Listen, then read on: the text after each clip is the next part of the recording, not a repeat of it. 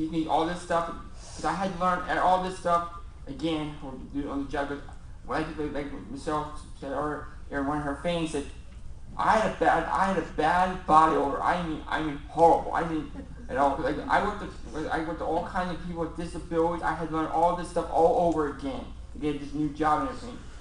So Steve, what help and support do you receive at work now from your ACAP staff?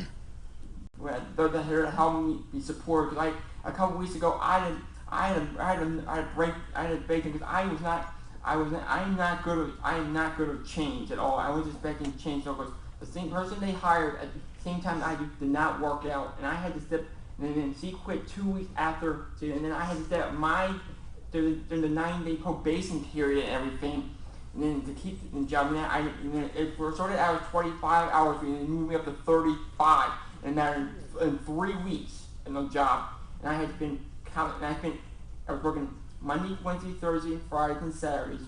And now I'm working 6 days a week, Monday through Saturday, and sometimes I gotta work Sundays depending on the time of year. Because when 1 week we might be in blackout because people couldn't call us every month and everything. That's right. And Steve actually told us at lunch earlier that, because he's here today, he's actually working a longer shift tomorrow. And you have to leave for work at about 7 a.m., so you have a long day. But how does staff help you? What goals do they help you work on with your work?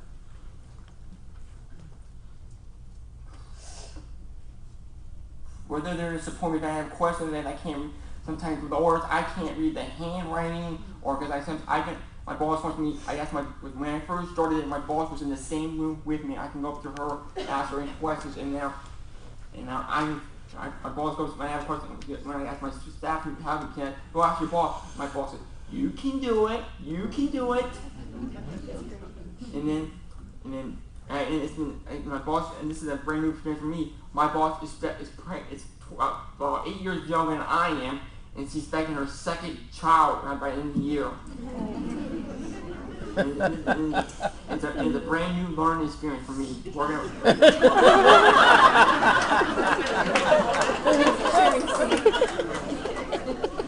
Anything else you want to say about your job, what you do right now? He's good.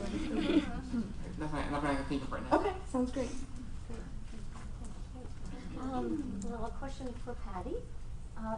Can you tell us a little bit about what changes in terms of skill development and you've seen for Michelle in the last 2.5 years since she's been in the waiver? Yeah, the staff has helped her to understand why particular skills are important. Michelle is very detailed and technical in her mind, and when things are explained that way, then she understands them, and she can, she was having trouble washing her hair, and Heather came up with an idea of using a bar of soap, because Michelle said the soap was slimy. The shampoo was slimy. And that's why she always had trouble washing her hair, and we didn't know. We had no idea what the problem was. Yeah, and I got a real soft towel, and that's the wrong kind. She said it feels like needles. A very short, rough towel feels great. So it's just the sensory things that, we're learning so much about this. Whenever Michelle goes shopping, before that, Sarah came up with a real good idea of cutting out pictures of all the foods that Michelle likes. She went over with them and they took time and put little magnets on the back. And then there's a board, magnetic board. They put, whenever Michelle wants certain things, she'll put cheese and spaghetti and the different things on, so that she has a visual aid before she goes to shop. And they do that. They go out shopping.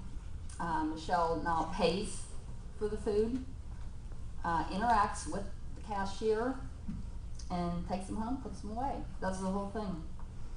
And Casey and Sarah both set up lunch dates and outings that are really good because they include another participant of the autism waiver, Courtney, and now Michelle and Courtney are friends.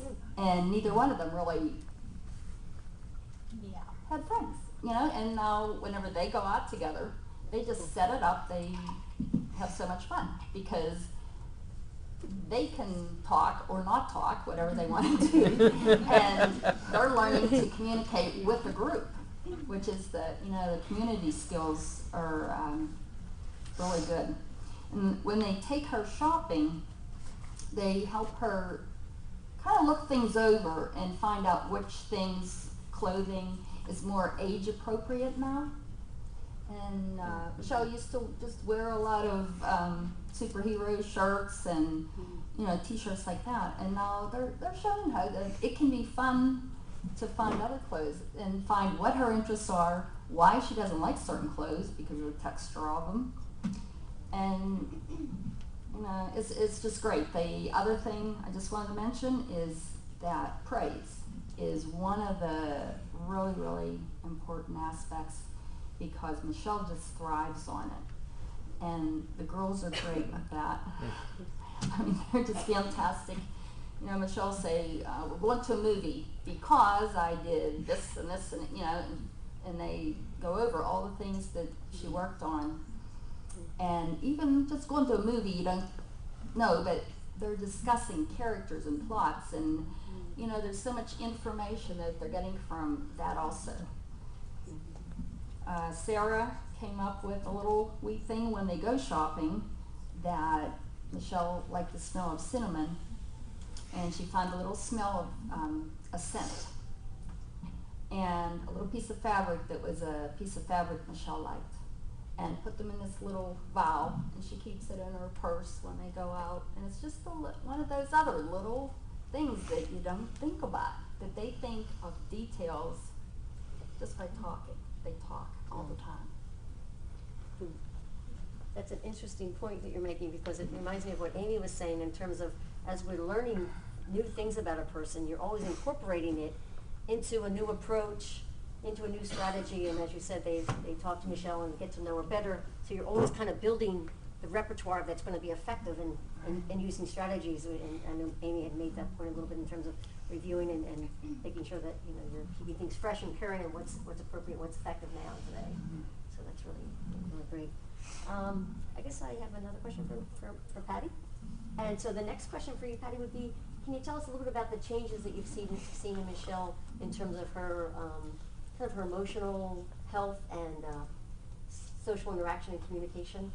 And maybe any examples that you have, or just anything you want to say about those aspects? The main thing is she had 2 topics of interest, and that was pretty much it: animals and superheroes. And we, get the family together, and that was what Michelle would discuss. And she just assumed that everybody knew, who Wolverine was and Captain America and that. I knew just from, that's what we talk about. But Michelle is just such an endearing person, I have to say, that the family just likes to hear anything she's talking about, because she talks with an interest that surpasses anything I ever knew. You can bring any subject up, and she'll go for it. So now, after being in the waiver, her interests have developed in the way that she can converse.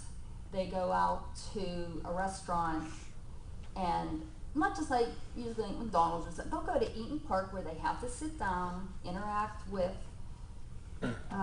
many people. The server, everybody. Yeah. And she has to be able to talk to them. And like Sarah knows, she encourages that part of it.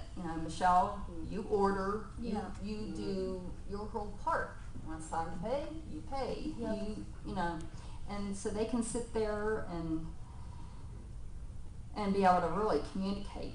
And in the mornings, whenever the girls come over, it's either like Heather or Saban or Emily, then the first thing is, they come to the door, Michelle greets them with like a real sleepy, like, hello.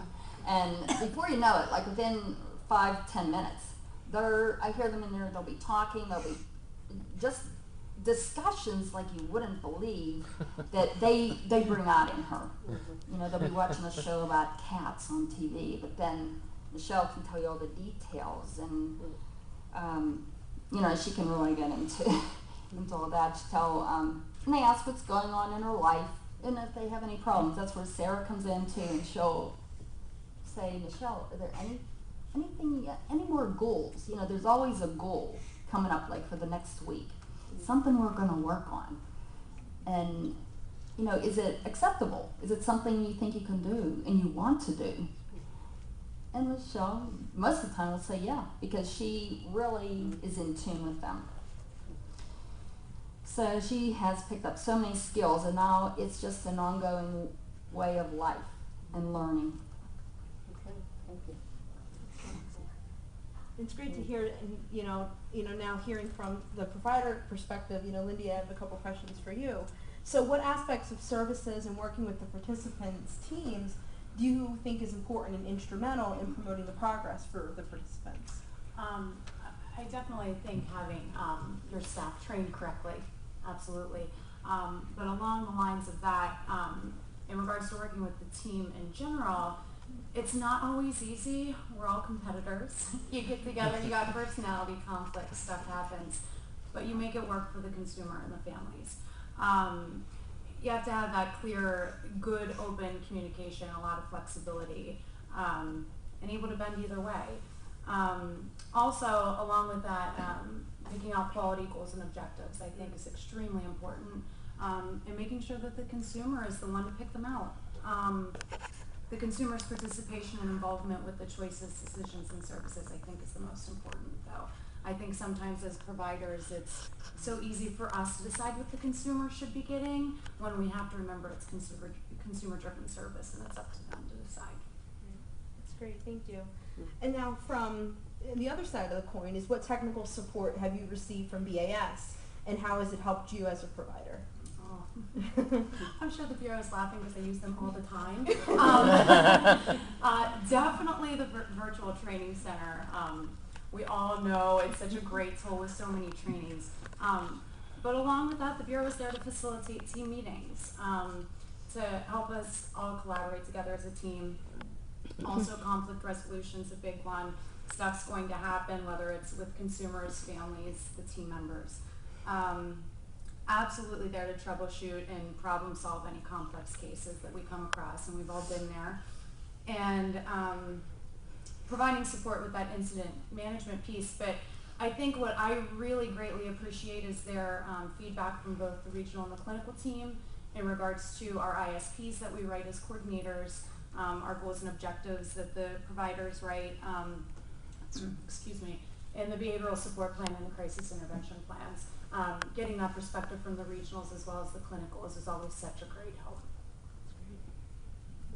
Excellent. And, you know, and I think, again, as I mentioned earlier, you know, we're all in this team together. You know, whether, you know, you're BAS staff sitting here, you're a provider, you know, you're new, you've been here for a number of years, we're all doing this together. So, you know, as Lindy said, and, you know, even Patty, as you said, you know, everybody's definitely, you know, focusing on the best for the participant. Absolutely.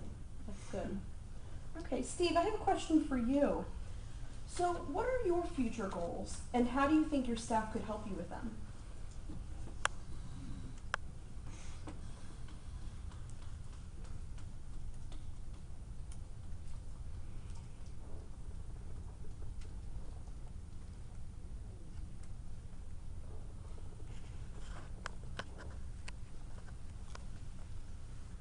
Should we move, should we come back to you with that question? Yes, You please. want to do that? Okay, that's great, okay, that's great. All right, let me see, I have a question, I guess, for Michelle. I know you talked about, and you mentioned in Mom, and I know you have a real interest in reading. I know people can't hear me, sorry. I'm going to need to use the mic. Question is related to one of Michelle's interests in reading. Yeah. And also, I know you also like to write, so maybe you Yeah. can talk about that. But in terms of reading, you like to read. Can you tell us about what you like to read, and what kinds of things and activities do you do with staff to kind of promote that interest and that? Oh, geez. I love horror books. I really love horror movies. I love comic books. One of my fascinations is mythology, Greek mythology especially. As my dog said, Dad's laughing. He knows that. But my staff will talk about it with me, so I can at least get my interest out that way. Things like that. Wow, interesting. Yeah. And how about your writing? Can you tell us a little about your writing? Yeah. I came up with Mom, could you just answer that question? It's about Lark. It's a character that I made up. It's basically, I'm hoping Marvel will one day pick me up, because it's basically a different take on, it's about a young child that's going up in the Avengers Mansion, just dealing with things that more just dealing with it rather than being a hero themselves. So you're writing a book with a Yeah. main character, and you were telling us at lunch, I guess, a little bit about the character, and you're collaborating with your mother in terms of the artwork on the book. And Well, no, my dad. oh, your My dad, of dad's course. the Oh, artist. that's of course. Your dad's the artist. That's right. My mom does think us. Ah, okay. That's very interesting. And you mentioned you're hoping that Marvel, which is a publisher, Yeah, I'm will hoping pick one it up. day I can get it better. Great, interesting. Okay. Oh, a few other questions here. Let me see here. What do you think your life would be like if you didn't have waiver services involved? Like I mentioned before, I would probably be curled up in my bed right now, whimpering. I just was really at a tough spot. Mm-hmm. I was not getting the help I needed at school. I just lost faith that anybody with any power could help me. One of the things that the waivers helped me do again is, like I said, trust. And it's a main big thing about it. Now it's building and keeping the trust. Okay. So establishing that trust and having people Yeah. there that you can trust. Yeah. And you've had your staff people, some of the same people for a while? I've had pretty bad luck on that one. It's like I switch almost every other month. Now I've been able to keep the two of them I've had now for 6 months, I think. A little bit longer. And Sarah is long for a while. Yeah, Sarah's Sarah's been there since the beginning. and Casey as well, I guess, right? Yeah. So some of your staff have been Have with you for a while, stayed, and then yeah. some fluctuation. How's that been for you? Is it difficult when you're switching staff? Not really, You've because gotten better, or yeah, you're okay? I've gotten better with it. Okay. It's still hard to It's tell hard, us yeah, that. yeah, sure, okay. Okay, back to the question for Steve. Excellent. Hey Steve, so what are some of your future goals, and how do you think your ACAP staff could help you attain them? My future goal is hopefully in the next year or 2 years, find an apartment or somebody, or find an apartment on my own, down where close to where I live now, because I've lived there my entire life and everything, and I'm used to the area and everything, and hopefully be able to do balancing. Like all of us can say to ourselves, we all can't balance a checkbook and everything. That's what I can say is the math is my strongest subject into now I can't do math in my head without doing a calculator and everything. Unless you can use a calculator. but Math is not one of your favorites, right? but I can say the one thing I can see, but the one thing I like to see in the next year or so. I used to run a protest group, which we did in all 4 counties. When I started the group in Chester County, we did different activities out in the community. We met once a month